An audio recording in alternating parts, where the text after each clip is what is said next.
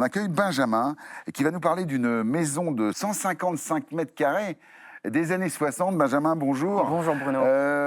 Qu'est-ce que c'est que cette rénovation incroyable, maison des années 60 c'est pas exactement le même sujet que celui de Mounir. Ah non, totalement rien à voir. Une maison, vraiment un jeune couple qu'ils ont acheté pour faire des travaux vraiment à leur goût. Ils ont Ouais. tout fait eux-mêmes au niveau des travaux. Ils ont fait une extension, ils ont fait une piscine. Alors on plante le décor. La maison, c'est quelle surface, quel prix d'achat? Alors la maison, elle a une surface de 155 mètres carrés, prix d'achat 350 000 euros. Et ils ont fait 210 000 euros de travaux Ah oui, sur 8 d'accord. mois. Quand même. Quand même. Donc avec l'ensemble de la rénovation plus la piscine. Tout à fait. Alors la piscine, ça s'est bien passé parce que souvent ça peut poser problème. Ça peut poser problème. Justement, il faut bien se renseigner. Ça dépend de la piscine. Si on veut... C'est sublime maintenant. Hein. Ah oui, maintenant c'est magnifique.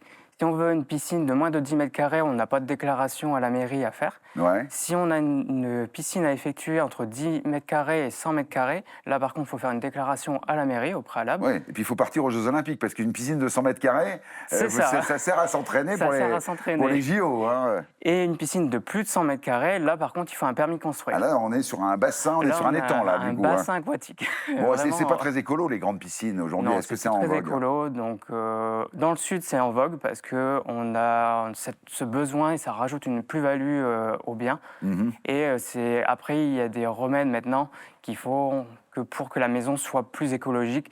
Maintenant, il faut mettre une bâche au-dessus, il faut mettre un volet par exemple. Au moins, ça évite l'évaporation justement de l'eau.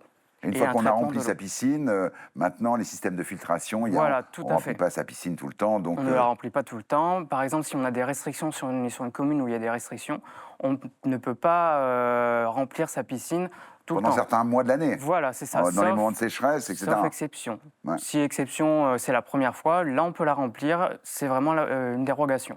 Bon, là, vous parliez du montant des travaux, 210 000 pour refaire toute la maison, la piscine. Ça a duré combien de temps ces travaux? 8 mois.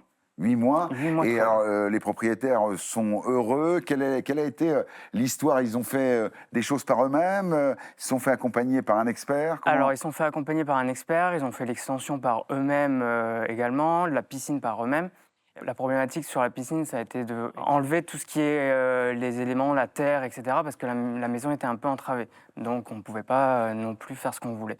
Donc, ça a mis un Entravé, peu- c'est-à-dire, vous voulez dire? Il n'y avait pas d'accès au niveau des engins de chantier. D'accord. C'était Ah oui, très donc compliqué. difficile d'accès. C'est ça. Ça, on n'y pense pas souvent. Très bonne remarque de Benjamin. C'est-à-dire que si vous avez une très belle maison à rénover et qu'on ne peut pas y accéder avec les engins de chantier, les rénovations vont commencer à être difficiles. Vont commencer à être difficiles et plus coûteuses parce qu'il faut plus de main-d'œuvre. Bah oui, c'est ça. Du coup. Voilà, il va falloir prendre le seau et la pelle C'est et ça. puis enlever la terre Le à la seau, main. la pelle, les brouettes et on y va. Bon, Benjamin, un petit conseil pour terminer cette séquence sur la rénovation au sens large.